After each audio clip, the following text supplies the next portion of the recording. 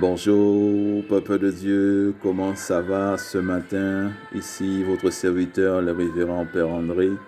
Je suis très content d'être avec vous ce matin.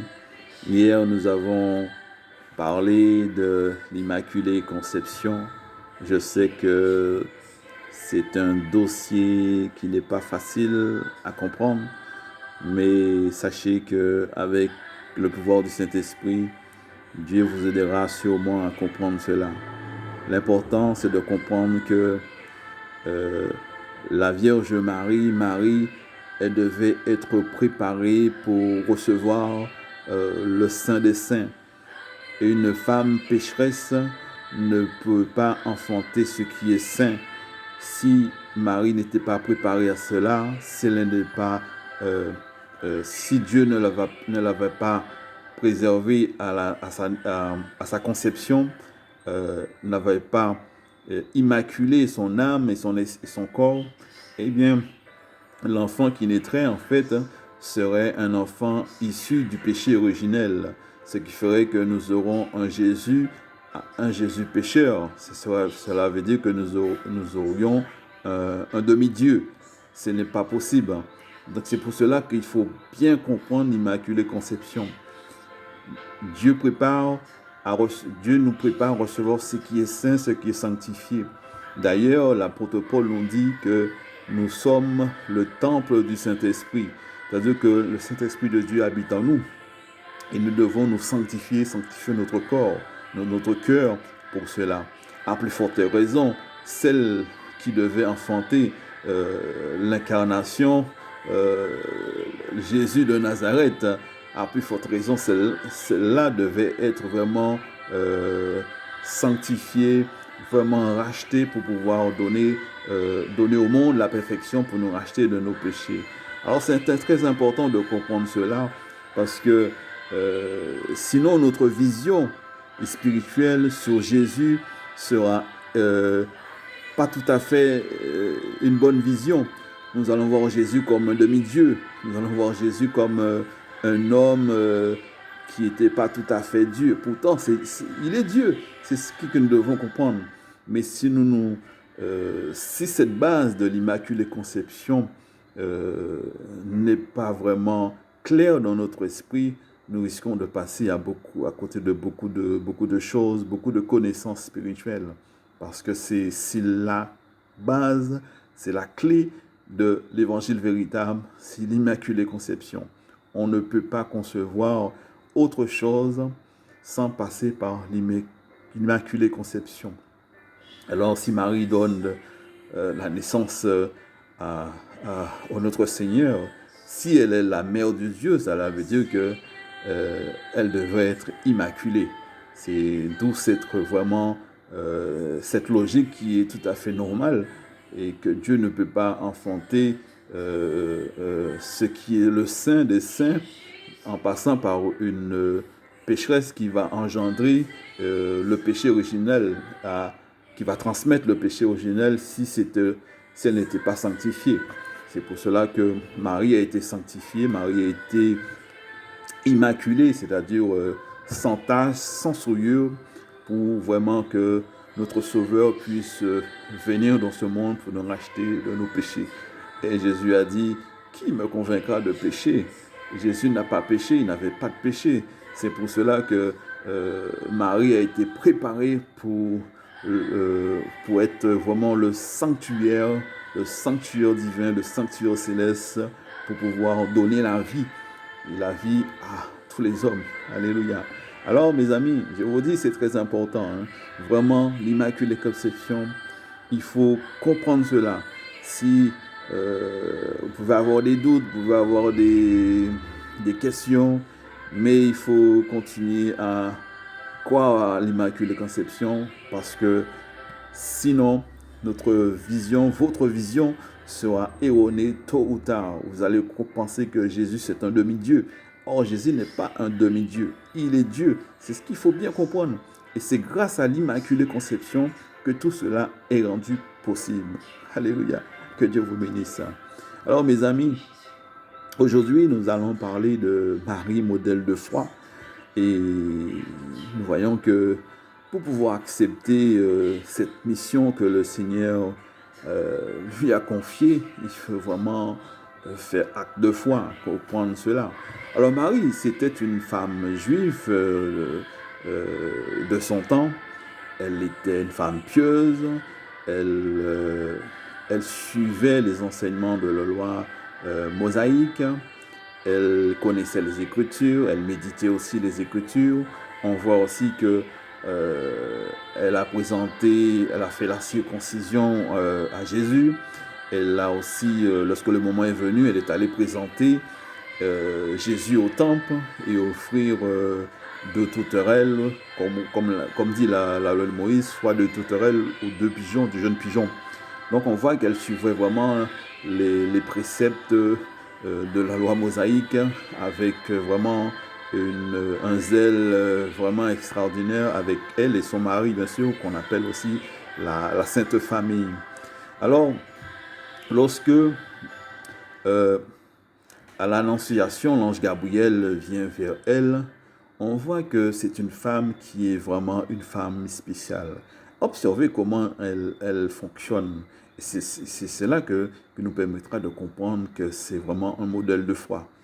L'ange Gabriel lui apparaît et il dit qu'elle va vraiment avoir un fils, un sauveur qui va lui être...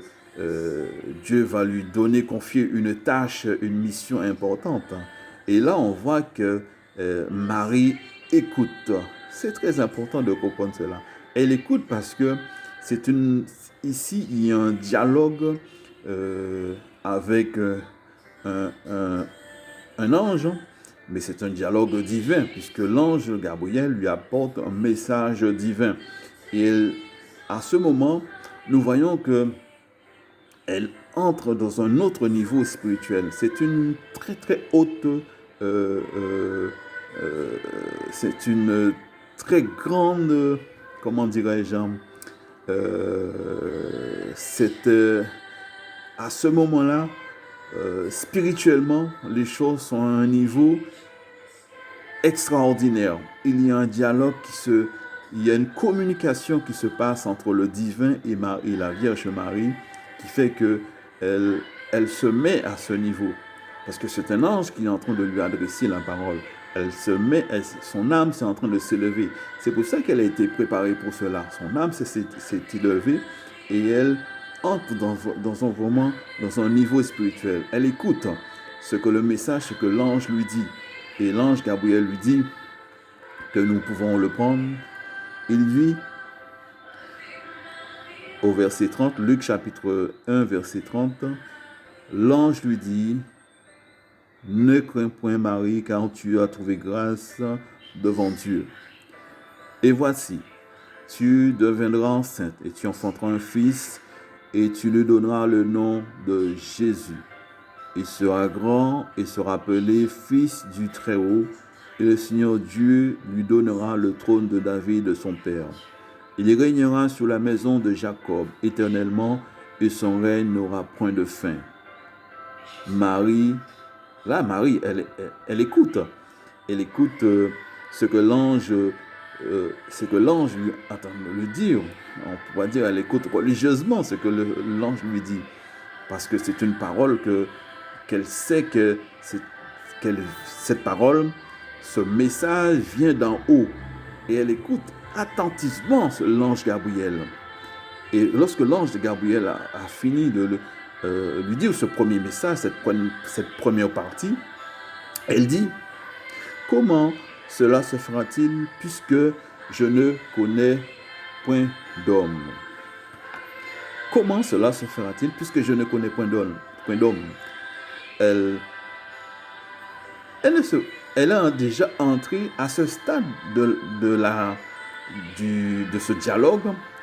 Elle est déjà entrée vraiment dans un niveau de foi. Et ce niveau de foi lui permet de commencer à questionner l'ange sur vraiment sa mission. Et sa mission, la mission de l'ange, bien sûr, et sa mission à elle. Comment? Elle demande, mais comment? Je veux le faire, c'est ce qu'elle dit, je veux le faire. Mais comment cela se fera-t-il? Lorsque nous faisons une comparaison avec, par exemple, Sarah, la femme d'Abraham, lorsque il y a des anges encore en dialogue divin, les anges sont venus vers Abraham et lui dit Abraham, voilà, tu vas enfanter ta femme, Sarah va devenir enceinte et tu vas enfanter un fils. Et Abraham, bien sûr, il était déjà âgé, pratiquement 99 ans. Sarah, pratiquement 90 ans. Et Sarah, elle écoutait. Bien sûr, elle écoutait religieusement aussi. Elle écoutait ce que l'ange disait à Abraham. Mais lorsqu'elle a entendu que l'ange lui dit que ta femme deviendra enceinte, elle a ri. Elle a ri parce que elle a pas pris ça au sérieux. Elle n'a pas pris ça au sérieux. Pourtant, euh, pourtant, c'est un ange qui parlait à Abraham. Et même aussi, Abraham, lorsque Dieu lui a parlé, l'Éternel lui a parlé, il lui a dit que tu vas avoir un fils, tu seras père de nations. Abraham aussi, il a ri, il a rigolé. Parce qu'il s'est dit, ouais, mais moi j'attends, je suis vieux, comment ça fera-t-il? Dans le cas avec la Vierge Marie, nous voyons qu'elle n'a pas rigolé. Elle a pris tout de suite sa mission au sérieux. Elle a posé la question, comment cela se fera-t-il? Nous voyons cette différence. Et pourtant, lorsque nous lisons le livre aux Hébreux, lorsque nous lisons les modèles de foi, lorsque nous lisons les modèles de foi, n'avez-vous pas lu la foi d'Abraham? On parle d'Abraham, on parle de Sarah, on parle de Samson, on parle de Joseph, tous les hommes de foi. Et pourtant, on cite Sarah. Pourtant, au début, elle a manqué de foi. Elle a cru, mais au début, elle a rigolé. Elle a dit, ouais, mais cela se fera-t-il? C'est pas possible. Et en même temps, après, sa foi, elle a pu vraiment entrer dans cette promesse faite à Abraham. Nous voyons que dans ces deux cas, il y a deux cas impossibles. Deux cas impossibles. Deux cas impossibles où, dans les deux cas, les choses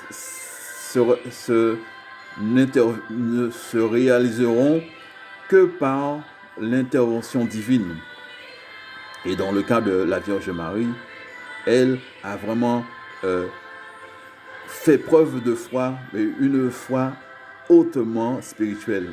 Et pourtant, lorsque nous regardons le livre aux Hébreux, chapitre 11, chapitre 11, on parle de Sarah, verset 11, chapitre Hébreux 11, 11, on parle de Sarah. Lorsque nous faisons toute la liste de tous les modèles de foi, les hommes, les femmes de foi, pourtant la Vierge Marie n'y est pas dedans. Et oui, elle n'y est pas dedans. Mais ça, c'est un mystère. Et un mystère, c'est quoi? Un mystère, c'est quelque chose qui est caché.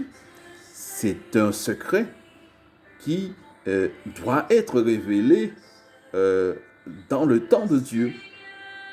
Et c'est ce que le Seigneur nous révèle par le mystère de Marie. Et Marie est un modèle de foi. Pourquoi?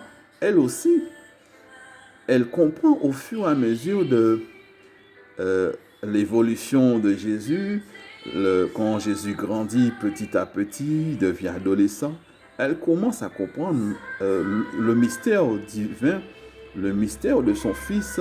Elle commence à augmenter sa foi davantage envers son Fils, envers la mission que Dieu lui a confiée.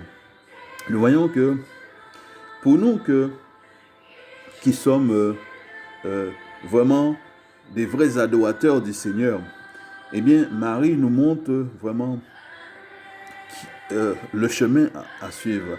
C'est-à-dire de nous montrer que notre foi, elle doit grandir au fur et à mesure. Au fur et à mesure que nous apprenons les choses, au fur et à mesure que le Seigneur nous révèle les choses par son Esprit Saint, eh bien notre foi grandit au fur et à mesure. Et lorsque Marie a commencé à entrer vraiment dans sa mission, eh bien c'est elle qui fut la première à déclencher la mission de Jésus aux noces de Cana. Elle dit, ils n'ont plus de vin. Et après elle dit, faites tout ce qu'il vous dira de faire. On voit qu'elle commence à entrer encore dans une autre dimension de foi. Et nous aussi, nous devons suivre ce modèle que nous devons suivre parce que c'est elle qui est vraiment la base, le commencement, le début de la nouvelle alliance. Si Marie n'avait pas répondu oui à l'ange Gabriel, eh bien, nous serons toujours au même état. Quand Ève a répondu au serpent dans le jardin d'Éden, Ève a obéi au serpent, elle a cru cette parole, mais c'était une mauvaise parole. Eh bien, ça a engendré tout ce péché originel. Et pour rattraper cela, il a fallu que Dieu puisse préparer une femme spéciale, une femme unique, une femme immaculée pour nous racheter, pour préparer la venue de notre Sauveur, Jésus de Nazareth, le roi des rois, le Seigneur des seigneurs. Amen. Et en cela, elle fut vraiment celle qui fut la première, qui fut, je dirais, c'est la première des disciples de Jésus. C'est elle qui a vraiment suivi Jésus de près, de par sa naissance, hein, de par son évolution, de par aussi le mystère qu'elle voit de Jésus qui est en train de se dévoiler dans ses yeux petit à petit. Alors nous aussi, nous devons être vraiment avoir les yeux fixés aussi sur Marie, puisque c'est elle qui nous conduit vraiment dans la pleine connaissance de Jésus, puisque c'est elle l'Immaculée Conception, c'est elle qui est le tabernacle, le temple du Saint-Esprit. Et elle nous dit, faites tout ce qu'il vous dit de faire. Et lorsqu'elle s'adresse à nous, eh bien, nous ne pouvons que écouter ces messages, nous ne pouvons que réceptionner ces messages et mettre aussi en pratique ce qu'elle nous demande de faire. C'est toutes les invitations de la Vierge Marie adresse au monde, dans le monde entier, que nous devons prendre très très au sérieux. C'est une chose très importante de cela. Marie est vraiment une femme spéciale. Ce n'est pas n'importe qui.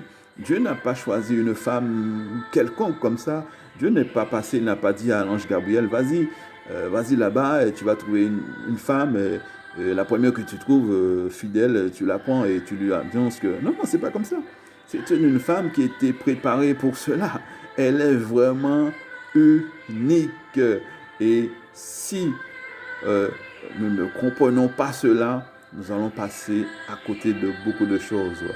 La manière de voir le Christ, la manière de cheminer vers le Christ, eh bien, notre façon de voir ne sera pas exacte. Et c'est pour cela que l'Immaculée Conception, Marie comme modèle de foi, est vraiment une grande bénédiction. Mon ami, tu as de la joie de pouvoir connaître cela, mon ami. Il y a des gens qui rejettent cette doctrine. Il y a des gens qui rejettent la Vierge, qui disent Marie n'est pas ma mère. Il y a des gens qui disent ne prie pas Marie, elle ne pourra rien faire pour toi. Il y a des gens qui insultent la Vierge Marie. Mais sache que mon ami, c'est une grande, grande bénédiction pour toi, mon ami, pour nous, de pouvoir connaître cela. Nous avons vraiment cette connaissance qui est la vérité, qui nous conduit vers le chemin de la perfection. Et Marie, elle est là comme modèle de foi. Elle intercède pour nous, elle intercède pour toi. Et je peux te dire, mon ami, aujourd'hui, que Marie t'aime beaucoup et moi aussi. J'aimerais te dire de te saluer. Je te salue aujourd'hui dans le doux nom de Jésus. Je prie que tu puisses passer une très, très bonne journée. Amen. Sois fortifié, sois vaillant dans le nom de Jésus, et que la grâce de la Vierge Marie, le manteau prophétique de la Vierge Marie puisse vous couvrir aujourd'hui au nom de Jésus. Je vous bénis aujourd'hui au nom du Père et du Fils et du Saint-Esprit. Amen. Que Dieu vous bénisse.